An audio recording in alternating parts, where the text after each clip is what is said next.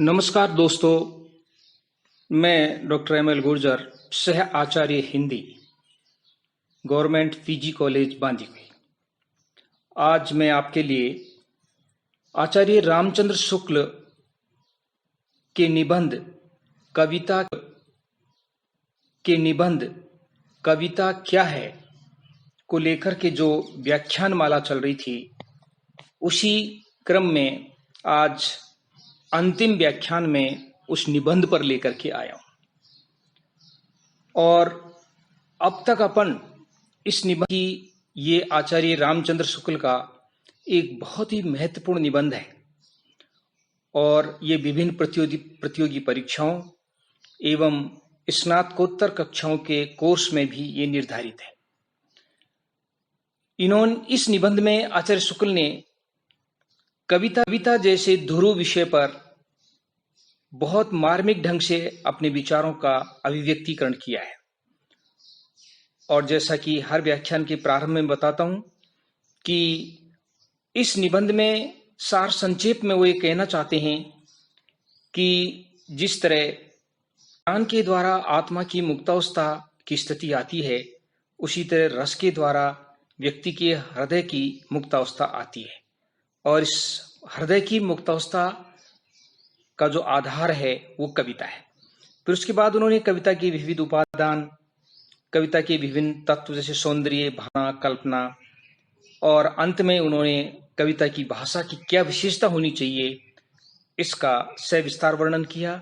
और कविता की भाषा पर विगत व्याख्यान में उसकी जो चारों विशेषताएं थी उसके बारे में बता चुका हूं। अब हम आगे बढ़ते हैं और उनका शीर्षक है अलंकार।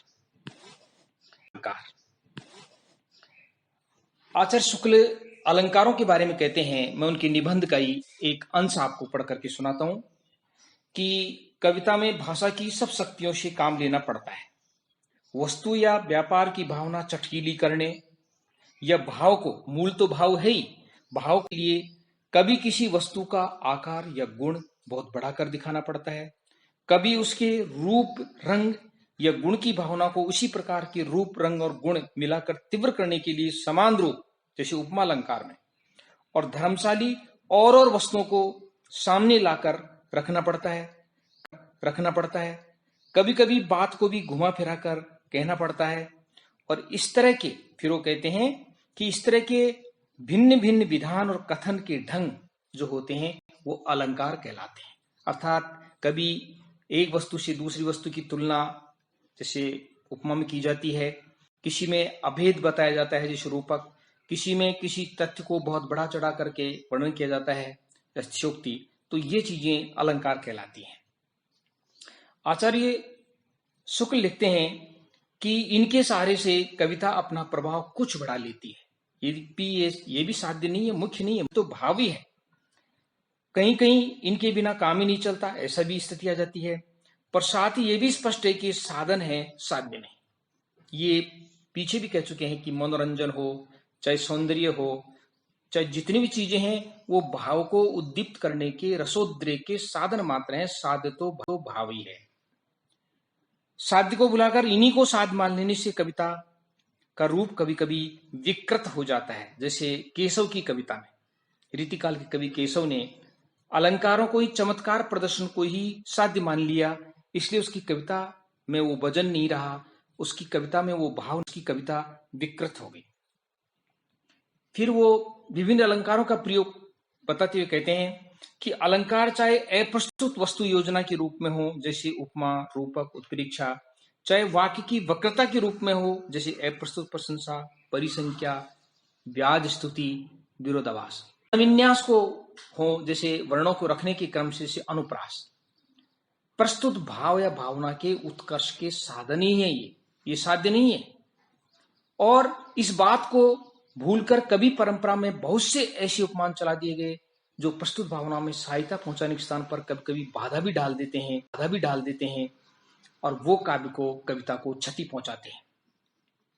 आगे कहते हैं कि जो लोग चमत्कार को ही काव्य का स्वरूप मानते हैं या चमत्कार को ही काव्य का उद्देश्य मानते हैं, वे ही अलंकारों को ज्यादा महत्व देते हैं कि भरत मुनि ने तो अन्यथा भरत मुनि ने तो काव्य में रस को प्रधानता दी है, लेकिन परवर्ती आचार्य जिनका वो नाम लेते हैं भामह, उद्भट आदि कुछ आचार्य ने परवर्ती काल में वैचित्र का पल्ला पकड़ा, चमत्कार का पल्ला पकड़ा, अलंकारों को आधार बना करके अलंकारों को प्रधान। उतेरे आचार्यों ने अलंकार शब्द का प्रयोग व्यापक अर्थ में भी किया, रस रीति गुण आदि में भी किया, लेकिन फिर भी वो सारी सामग्री कविता के मुख्य भाव के सामने व्यर्थ ही सिद्ध हुई।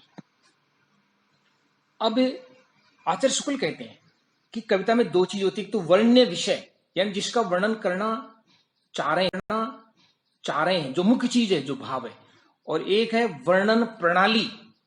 तो अलंकार जो है या चमत्कार जो है जितने भी, वो वर्णन प्रणाली है, वर्ण्य विषय नहीं है, प्रमुख विषय नहीं है। इसी बात को स्पष्ट करते हुए वो लिखते हैं।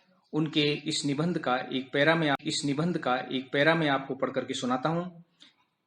प्राचीन गड़बड़ झाला मिटे बहुत दिन हो गए।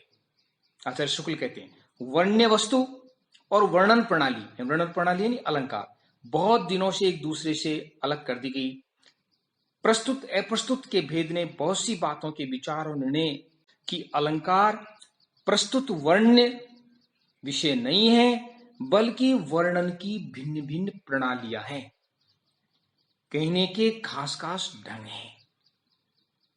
पर प्राचीन व्यवस्था के स्मारक स्वरूप कुछ अलंकार ऐसे चले आ रहे हैं जो वर्ण वस्तु का निर्देश करते हैं और अलंकार नहीं किए जा सकते, जैसे स्वाभाविकति, उदात्त और अत्युक्ति।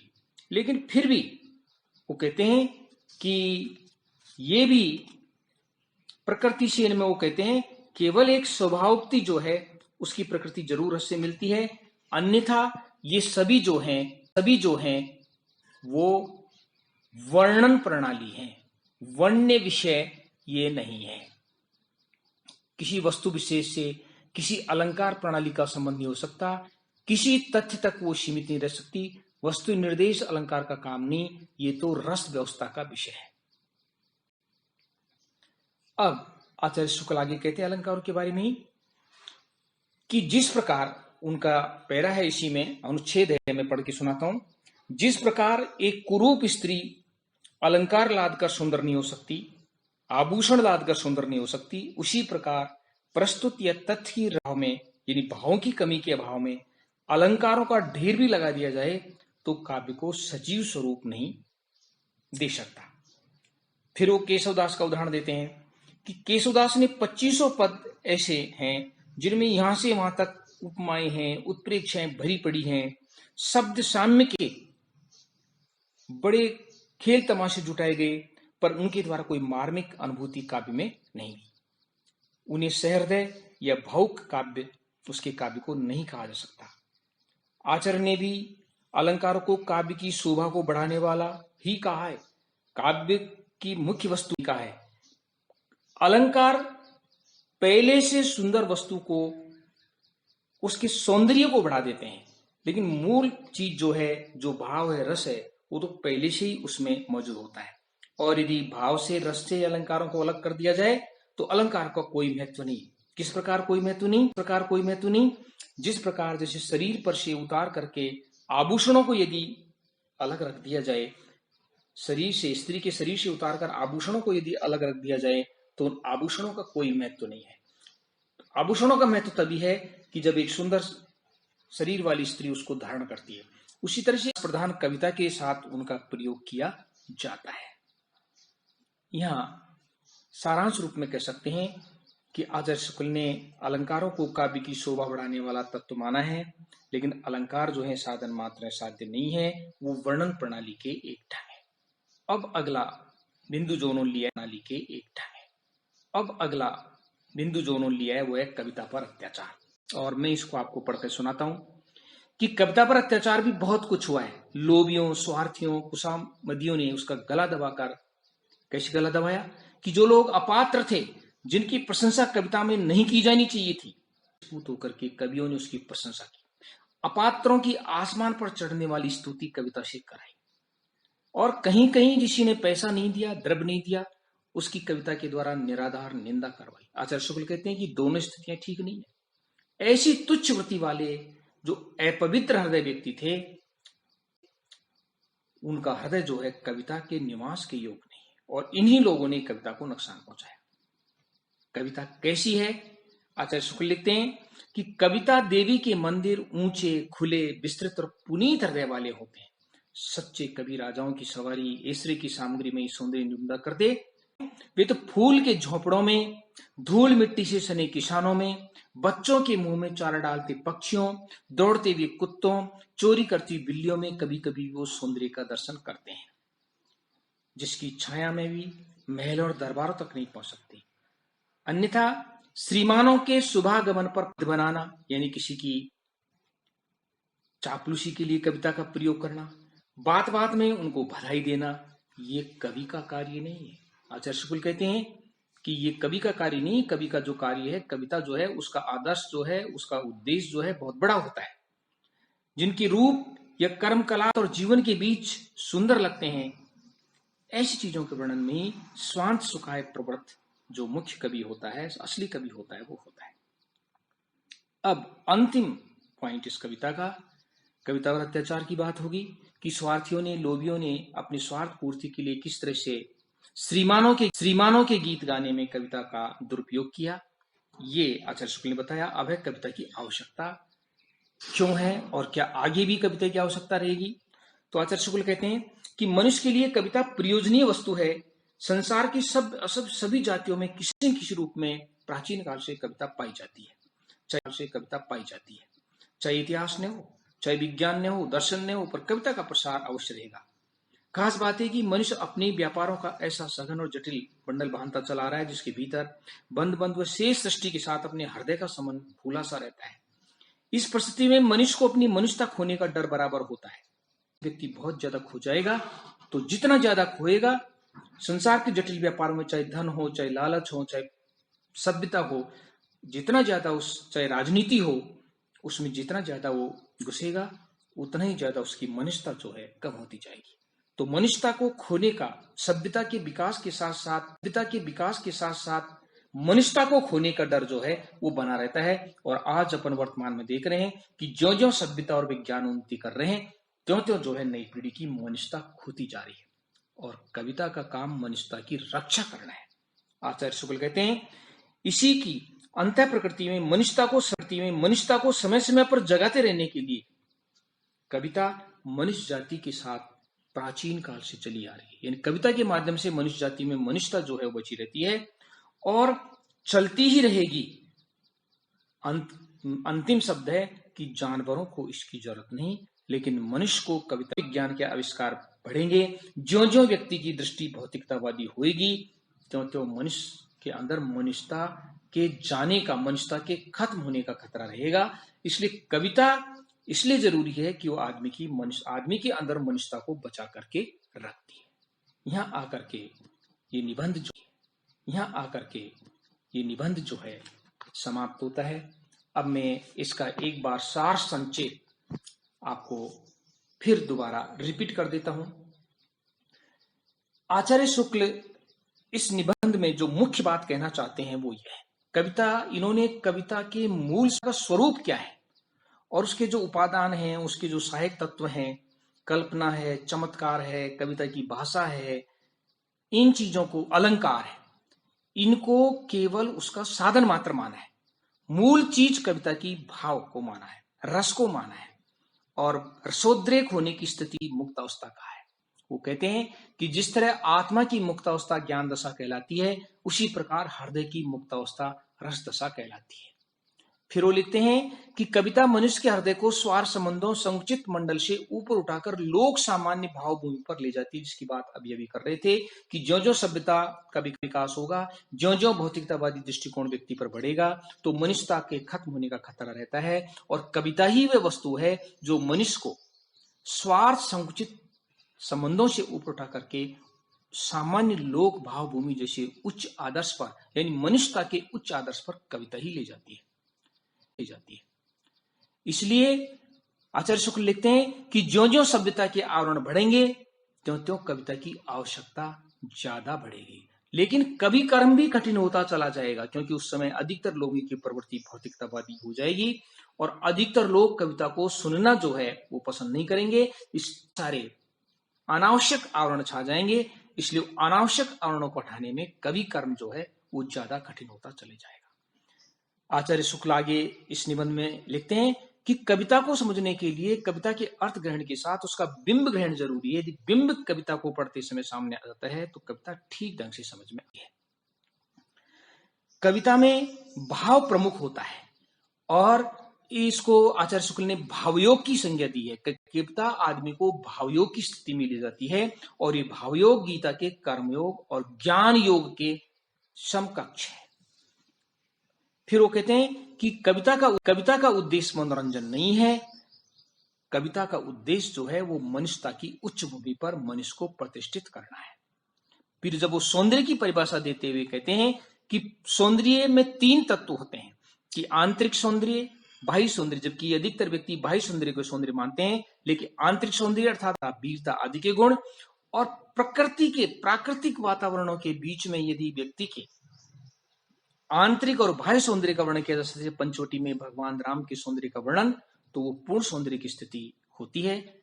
फिर आचार्य शुक्ल कविता की भाषा पर आते हैं और कविता की भाषा पर आते हुए कविता की भाषा के वो 4 गुण बताते हैं कि पहली है कविता की भाषा में कविता में लक्षणा मूलक शब्दों का प्रयोग ज्यादा होना चाहिए और लक्षणा शक्ति के प्रयोग से कविता जो है वो ज्यादा प्रभावशाली होती है। दूसरा वो कहते हैं कि विशेष व्यवहार सूचक शब्दों का प्रयोग अधिक होना चाहिए। जैसे विशेष सूचक शब्द, जैसे कृष्ण के लिए कृष्ण ही कह दिया, लेकिन यदि कोई स्थिति कोई संकट से अपन घिरे हुए हैं तो उसके लिए गिरधर कहना, मुरारी कहना। गिरधर जिसने गिर को उठा करके ब्रज की रक्षा की, तो गिरधर, मुरारी, इस तरह के शब्दों का प्रयोग करना, विशेष भाव सूचक शब्दों का प्रयोग करना कविता को ज्यादा प्रभावशाली बनाता है। तीसरी विशेषता कविता की बताते हैं वो वर्ण विन्यास और नाद सौंदर्य, यानी वर्णों का क्रम इस तरह से रखना जिसमें अंत्यानुप्रास भी आता है और उसके अंदर इस प्रकार का नाद या संगीत होना, ये कविता को दीर्घजीवी बनाता है। यानी जिस कविता में नाद होगा, जिस कविता में संगीत होगा, जिस कविता में वर्ण विन्यास या अंत्यानुप्रास की स्थिति होगी, जिसके अंदर नाद समाया होगा, वो कविता दीर्घजीवी होती है और वो पढ़े और अनपढ़ दोनों व्यक्ति जबकि उनकी मन की स्थिति बहुत अच्छी होती है तो ऐसी कविता को, चाहे वो लिखित में नहीं हो, लेकिन सामान्य आदमी उसको गुनगुनाया करता है। और ये नाद सौंदर्य और ये वर्ण विन्यास ही कविता को दीर्घजीवी बनाते हैं। चौथी विशेषता बताते हैं कि काव्य में व्यक्ति के नामों के स्थान पर उसके रूप गुण बोधक या कर्म बोधक शब्दों का उपयोग किया जाना चाहिए। इसके बाद में आकर के वो अलंकारों की बात करते हैं जो आज के व्याख्यान में लिए थे कि अलंकार जो है वो वर्णन प्रणाली है, मुख्य वर्ण वस्तु नहीं है। ये कविता की शोभा को बढ़ाने वाले एक साधन मात्र हैं। जिस तरह से एक स्त्री के उस शरीर के ऊपर से आभूषणों को उतार करके अलग रख दिया जाए तो आभूषणों का कोई महत्व नहीं, इसलिए कविता से अलग अलंकारों का कोई महत्व नहीं है। फिर उन्होंने कविता पर अत्याचार की बात कही और ये बताया कि स्वार्थियों ने और लोभियों ने, जिन्होंने स्वार्थ के वशीभूत होकर के ऐसे व्यक्तियों की प्रशंसा कविता के द्वारा करवाई जो उसके पात्र नहीं थे, या ऐसे व्यक्तियों की निंदा करवाई जिन्होंने उनको धन नहीं दिया, तो कविता का पतन हुआ। जबकि कविता की स्थिति ऐसी नहीं है। कविता तो फूल, मिट्टी, गंध, तालाब, किसी में भी सौंदर्य का दर्शन करती है। और उसके बाद उन्होंने कविता की आवश्यकता, उनका अंतिम पॉइंट ये बताया कि ज्यो-ज्यो सभ्यता बढ़ती जाएगी, ज्यो-ज्यो भौतिकतावादी दृष्टिकोण बढ़ता जाएगा, ज्यो-ज्यो वैज्ञानिक प्रगति होती जाएगी, त्यों-त्यों मनुष्य के अंदर मनुष्यता जो है वो कम होती जाएगी, मनुष्यता खतरे में पड़ती जाएगी, जैसे कि आज के समय हो रही है। त्यों-त्यों मनुष्य में मनुष्यता को बरकरार रखने के लिए इस मनुष्य जाति को हमेशा पड़ती रहेगी आवश्यकता, मनुष्य जाति महसूस करती रहेगी। और उनके अंतिम शब्द हैं कि मनुष्य जाति हमेशा कविता की आवश्यकता महसूस करती रहेगी, पशुओं को इसकी जरूरत नहीं। इसमें मुझे व्यंग भी लगता है कि इस तरह के व्यक्ति जो पशु प्रवृत्ति के होते हैं, जो केवल स्वार्थ में डूबे हुए होते हैं, उनको कविता की आवश्यकता महसूस नहीं होगी, अन्यथा संपूर्ण मानव जाति को हमेशा कविता की आवश्यकता महसूस होगी। ये व्याख्यान यहाँ करके समाप्त होता है और इसी के साथ आचार्य रामचंद्र शुक्ल कविता क्या है कि उसकी मैंने विस्तृत व्याख्या आपको, उसमें क्या निहितार्थ है, उसमें आचार्य शुक्ल क्या कहना चाहते हैं, वो मैंने आपको समझाया। और आपको बहुत बहुत साधुवाद, धन्यवाद। ये व्याख्यान जो है यही समाप्त होता है। अब हम आगे आपके कोर्स में निर्धारित अन्य जो बिंदु हैं उनको लेंगे। पुनश्च आपको बहुत बहुत धन्यवाद।